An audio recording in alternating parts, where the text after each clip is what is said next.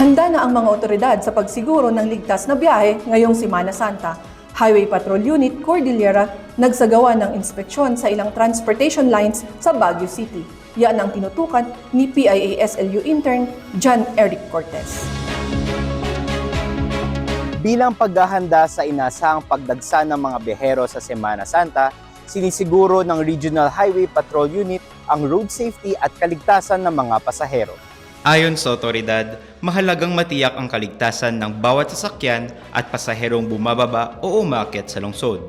Sinisiguro din ng HPG na lehitimo ang operasyon ng mga pampublikong sasakyan. Napakahalaga ito, hindi lang naman ngayong araw nito, kundi araw-araw natin ginagawa yan para matiyak natin na yung mga mananakay natin ay nakasakay sila sa mga lehitimong mga buses, mga passenger buses natin at saka of course yung mga passenger jeepneys natin. Ang mga public assistant desk ay nakapwesto sa mga pangunahing kalsada sa rehiyon na handang tumugon sa oras ng pangangailangan. Kung minsan, kami naman din ay hindi lang naman sa main road natin, ang mga major roads natin sa Baguio kasi andyan yung Quezon Road, andyan yung Marcos Highway, Nagilian, Alcem Highway, at yung mga iba't ibang mga provincial offices naman namin, meron din sila mga binabantayan.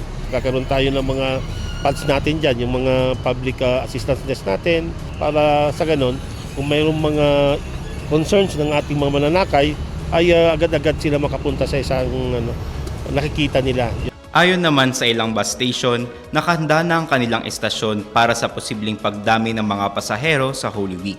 Payo nila, huwag masyadong magdala ng mabibigat na gamit upang hindi mahirapan sa pagsakay sa mga pampublikong sasakyan.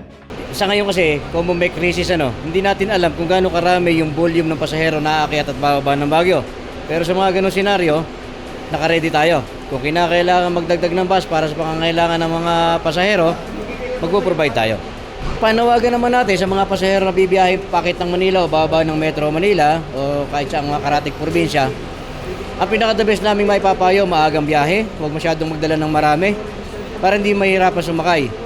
Saka kung sakali man, kung nag-aalala sila na baka kukunti magiging biyahe namin, hindi. Kung gaano ang pangangailangan ng mga pasahero na dapat namin ibigay, po-provide namin. Bukod sa Semana Santa, patuloy din ang monitoring ng HPG upang masigurong hindi ginagamit ng mga motorista ang mga ipinagbabawal na kagamitan alinsunod sa batas trapiko. Tuloy-tuloy pa rin yung ating mga ginagawa, andyan pa rin yung mga checkpoint natin, operations dyan sa mga major roads natin, andyan pa rin yung mga pagpupunta natin mga terminals, andyan pa rin yung mga implementation natin ng PD96, ito yung mga gumagamit ng mga prohibited sirens, horns, LEDs. Panawagan ng HPG sa publiko, maging mapanuri at unahin ang kaligtasan sa mga sinasakyan at maaaring lumapit sa kanilang tanggapan kung may nais silang i-report. Sa ating mga kababayan dito po sa Cordillera ay dapat ay piliin natin yung ating mga sinasakyan. Tiyakin natin na safety yung mga buses na sinasakyan natin dahil una sa lahat yung kaligtasan ng ating inuuna ngayon.